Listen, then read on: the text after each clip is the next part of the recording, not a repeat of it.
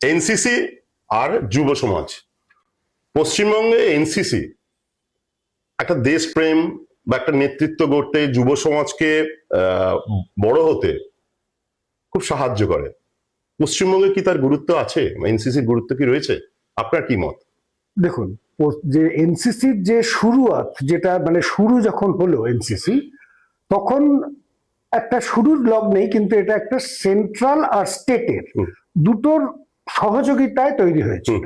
1968 সালে যখন এনসিসি প্রথম তৈরি হলো, তখন যেটা ভাবা হয়েছিল যে সেন্ট্রাল গভর্নমেন্ট 75% এর ফান্ডিং করবে আর 25% ফান্ডিং হবে স্টেট গভর্নমেন্টের তরফ থেকে।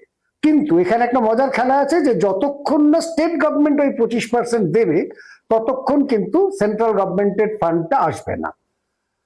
আমি যখন এনসিসি কমান্ড করেছি এখানে কালনাতে 54 বেঙ্গল ব্যাটালিয়ন এনসিসি, আমি যেটা দেখেছি যে ফান্ডের দিকে শুরুতে কিন্তু আমাদের কোনো সেরকম প্রবলেম আমরা দেখিনি, কিন্তু পরবর্তীকালে মানে আমি 2 বছর ছিলাম, প্রথম বছরে আমি সেরকম কোনো অসুবিধে পাইনি as far as funding is concern.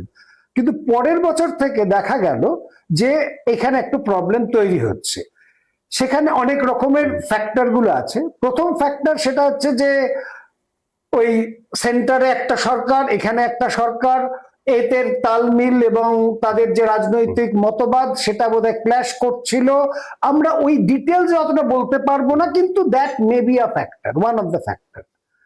Second যেটা ফ্যাক্টর, যেটা দ্বিতীয় ফ্যাক্টর হচ্ছে, সেটা হচ্ছে এখানকার সাধারণ মানসিকতা, এবং বিশেষ করে আমি জেনারেল ক্যাডেট বা যারা স্কুল কলেজের পড়ুয়া তাদের থেকে আমি যে জিনিসটা দেখেছি, তার থেকেও যে অ্যাসোসিয়েটেড এনসিসি অফিসার যারা এএনও বলে, তাদের আমি 90%-এর কথা বলবো না বা 100% বলবো না যে না সবাই যে তারা হয়তো ইন্টারেস্টেড না বা না, কিছু যে তারা বোধহয় জোর জার করে এটা করছেন বা তাদের বোধহয় খানিকটা পলিটিক্যাল ব্যাকগ্রাউন্ড সেটা তাতে এফেক্ট করছে।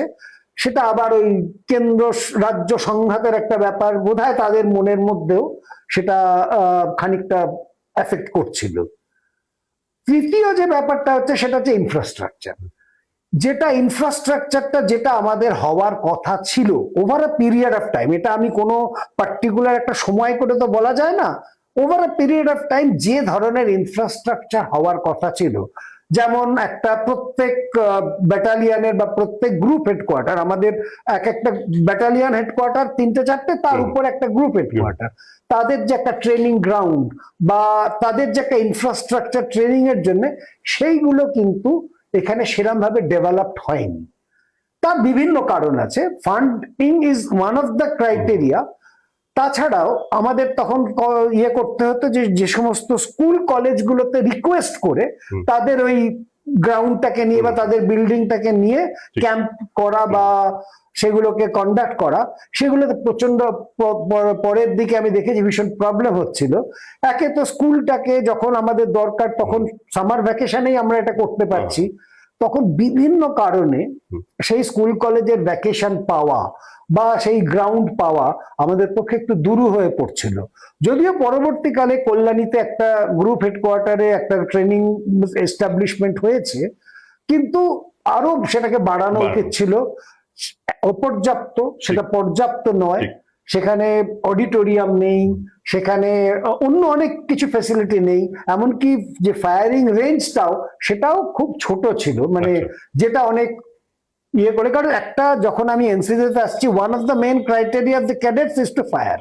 তা সেই যে ফায়ারিং এর যে ব্যাপারটা, তার যে সেফটি কনসার্ন গুলো, সেগুলো বোধহয় একটু ল্যাকিং ছিল আমার যতদূর মানে মনে হয়েছে।